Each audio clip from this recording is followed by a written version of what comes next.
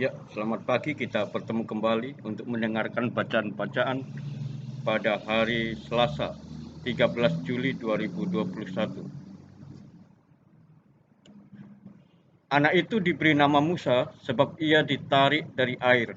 Ketika Musa telah dewasa, ia mendapatkan saudara-saudaranya.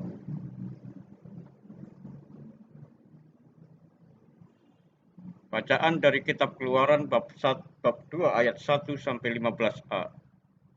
Waktu umat Israel ditindas di Mesir, ada seorang pria dari suku Lewi yang kawin dengan seorang wanita dari suku yang sama.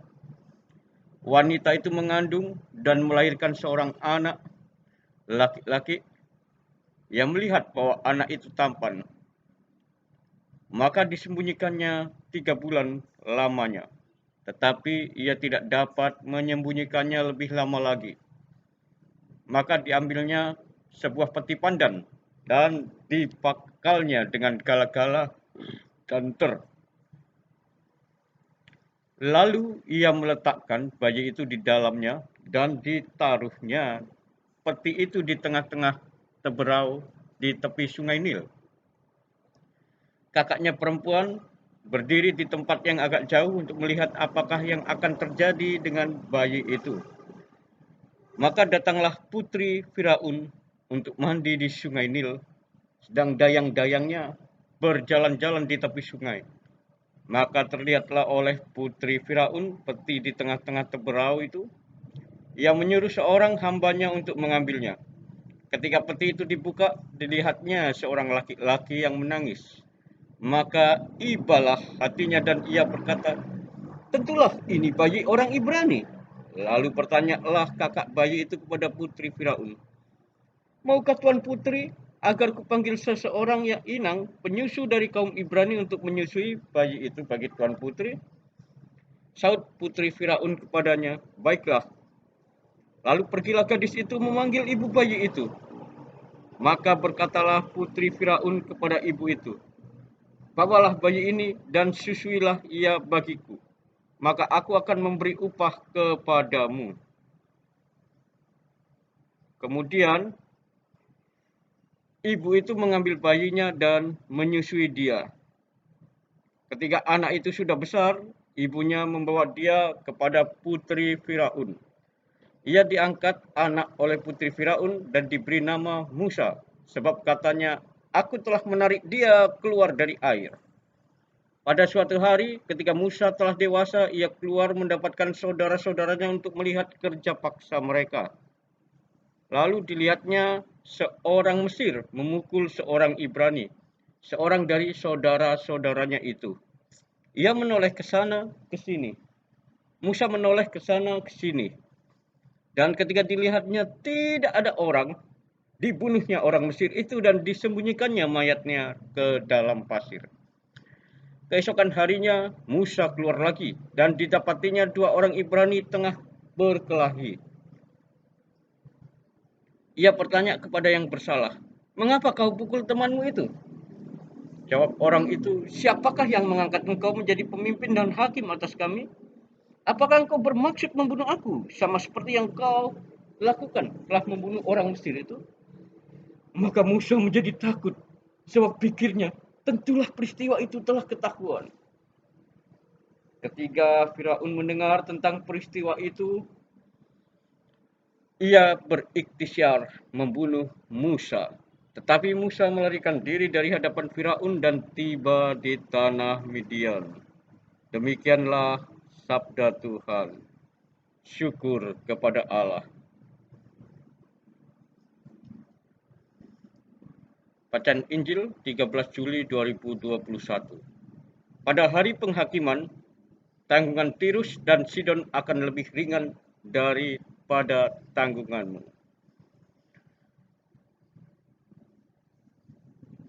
Pada hari penghakiman, tanggungan Tirus dan Sidon akan lebih ringan daripada tanggunganmu. Tuhan sertamu dan sertamu juga. Inilah Injil Yesus Kristus, menurut Santo Matius. Dimuliakanlah Tuhan. Pada hari penghakiman, tanggungan Tirus dan Sidon akan lebih ringan daripada tanggunganmu.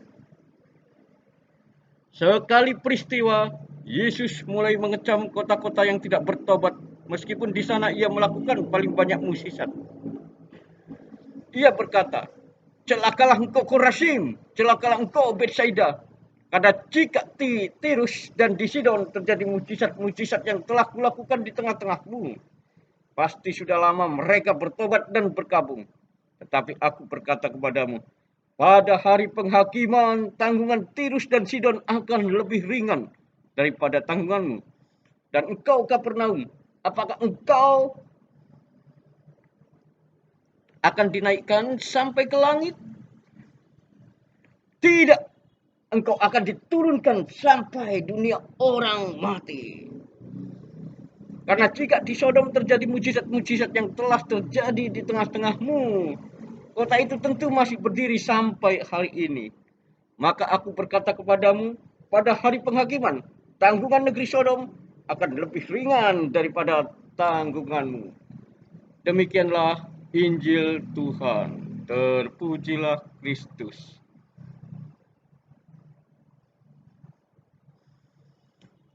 Ya, Bapak Ibu yang terkasih di dalam Tuhan, adik-adik yang saya hormati, rekan-rekan budiman di dalam Kristus, dan anak-anak yang saya kasih sebagai rekan sekerja di dalam Tuhan. Kita hidup di tengah era yang menghimpit kita untuk tidak lagi dekat kepada Tuhan. Karena terlalu banyak materi yang kita inginkan. Ucapan penghakiman hari ini mengandaikan pentingnya Yesus dalam sejarah manusia.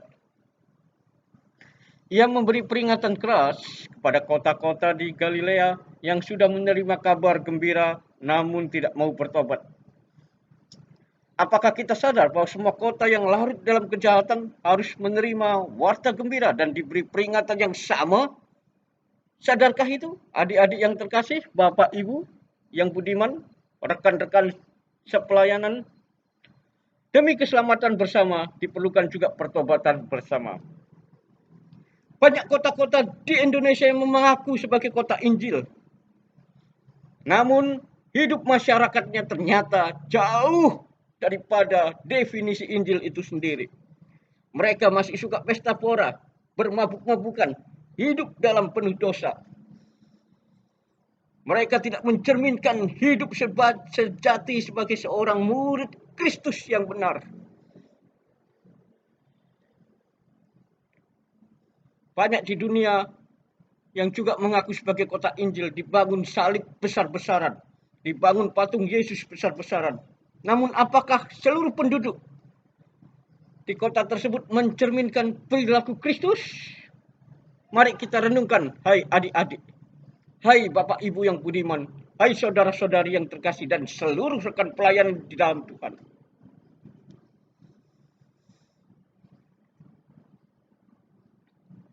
Apakah kita sadar bahwa semua kota yang larut dalam kejahatan harus menerima warta gembira dan diberi peringatan yang sama? Bahkan kota yang mengaku sebagai kota Injil pun ternyata juga dipenuhi dengan rintangan-rintangan dosa yang sangat jauh dari kebenaran kekristenan itu sendiri. Esensi Kristus tidak dinikmati. Hukum-hukum Allah yang kita pegang, yang kita dengarkan, yang kita ucapkan tidak diaplikasikan secara nyata di dalam kehidupan kita di kota-kota yang mengaku sebagai kota Injil. Nama Injil dipertaruhkan, nama Kristus dipertaruhkan, tapi kita semuanya sedang menghancurkan nama Yesus itu sendiri melalui kelakuan kita, melalui tata cara hidup kita yang tidak beres. Maksud utama dari mujizat-mujizat yang dibuat Yesus adalah untuk memanggil orang agar bertobat. Agar bertobat. agar dipulihkan, agar mengakui dosa-dosanya, agar mau menerima nasihat yang baik. Sehingga mulai hidup tertib, hidup teratur, hidup benar, hidup mau mengabdi kepada Tuhan. Maka ketika Yesus sudah membuat banyak mujizat, adik-adik dan saudara-saudara seiman yang dikasihi Tuhan, ketika Yesus sudah banyak membuat mujizat dan banyak orang di kota tidak bertobat, ia mulai mengeluarkan kecaman. Semuanya tidak dimaksudkan untuk kepentingannya sendiri, tetapi melulu hanya untuk kebaikan dan keselamatan manusia. Jadi melalui mujizat-mujizat yang dibuatnya, kita sebenarnya sedang menerima rahmat yang berlipat. Pertama, rahmat langsung dari mujizat itu, kesembuhan dan pembebasan. Kedua, rahmat pertobatan, karena mujizat itu mengundang kita untuk bertobat, untuk hidup lebih baik. Dan ketiga, rahmat keselamatan sebagai buah dari penebusan Kristus yang kita tanggapi dengan pertobatan. Hal ini dapat juga kita terapkan dalam relasi kita dengan sesama.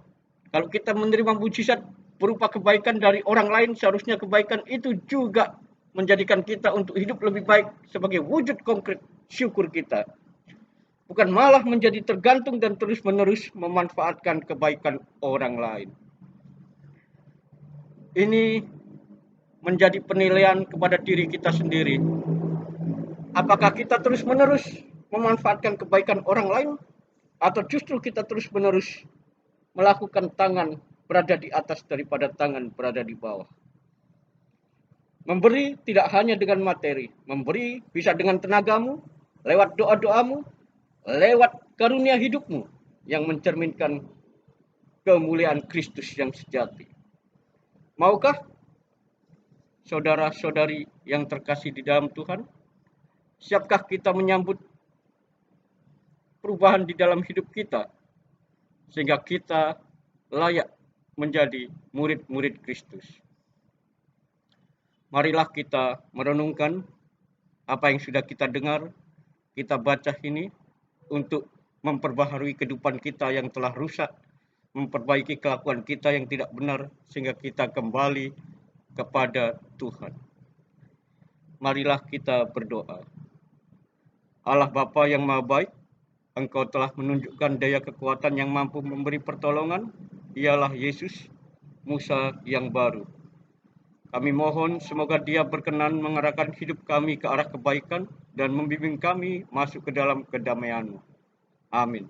Dalam nama Bapa dan Putra dan Roh. Amin. Kita akan bertemu lagi di lain kesempatan. Terima kasih sudah mendengarkan renungan-renungan dan bacaan. Semoga berkenan dan Tuhan menuntun kita ke arah yang lebih baik.